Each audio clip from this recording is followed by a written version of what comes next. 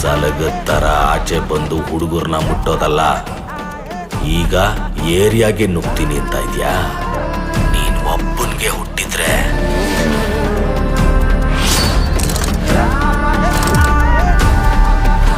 Area ಒಳಗದ ಹೆಂಗ್ ಬತ್ತೀಯೋ ಬಾರ ನೋಡೋಣ.